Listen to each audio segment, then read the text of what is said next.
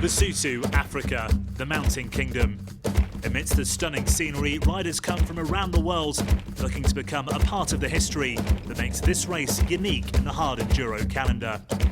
This is the 45th edition of the Roof of Africa, the mother of hard enduro.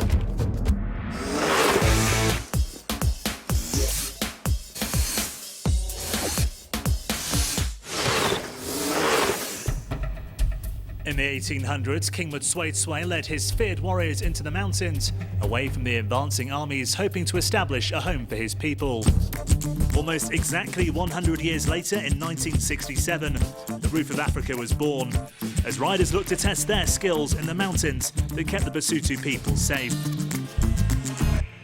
In the 44 years of the Roof of Africa, the event has built legends in the sport, such as Alfie Cox. He dominated this race for over a decade, picking up 9 wins from 1988 to 2001. The Roof of Africa will never change as being one of the toughest races in South Africa, and I think it's getting a name around the world as well. As we can see, all the overseas competitors that come. This year's race has the makings of a classic. 2012 has belonged to Graham Jarvis. He's won all but one of this year's hard enduro races. He's also the defending Roof of Africa champion after he won his first race in Lesotho last year. But I adapted quite well last year, and maybe I was a bit lucky as well. But yeah, going to use that experience from last year and hopefully do the job again this year. But Jarvis has to get around a man who's one of the most successful riders in the tournament's history. Chris Birch has won 3 back-to-back editions in Lesotho and was the man to beat until he was overhauled by Jarvis last time out. A win for Birch here would make him only the second man ever to win 4 Roof of Africa titles. Graham's had an incredible series of results all year long. He's really dominated, but I think he's beatable. This year's race will span 3 days. With 2 full days of racing covering around 400 kilometres, only the strongest will finish the whole event. But first, Birch and Jarvis and a host of other top riders will have to tackle the traditional start to the Roof of Africa, the Around the Houses race, an exhibition event which takes place on the streets of the capital Maseru before a time trial later in the day. But the 2 favourites for the Roof title aren't amongst the leading riders in the showcase event. Instead, it was the South Africans who dominated.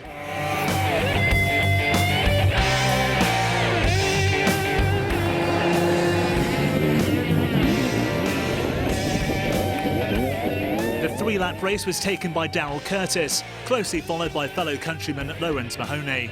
And Rian van Niekerk completed a 1-2-3 for South Africa and KTM. A strong start for Africa in this year's Roof. Birch and Jarvis finished well down the field, saving energy for the time trial later today. With the Round the Houses races done, the riders move on to the opening time trial to see who will start in the lead on day 2.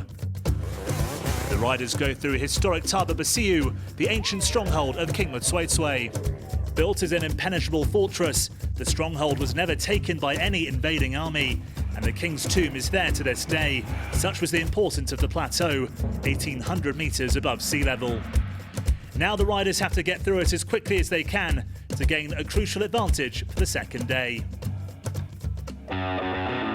Looking to build on their strong showing in Around the Houses race, the South Africans look to head the field again in the time trial and establish a lead for the second day. They didn't disappoint. Yet again, a South African finished on top. But this time it was Mark Torlaga. He was 4th in last year's event and finished just a second clear of nearest rival, another South African, Wade Young, one of the youngest competitors racing at 16 and his first Roof of Africa.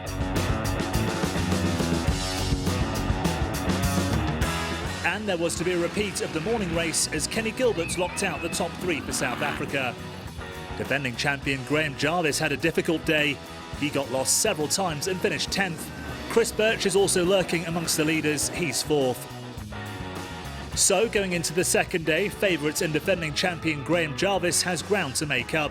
He's 9 minutes off the pace. Mark Torlaga and the other South African riders are the men setting the early pace. But with the top 10 riders only 9 minutes apart, it promises to be a tight affair.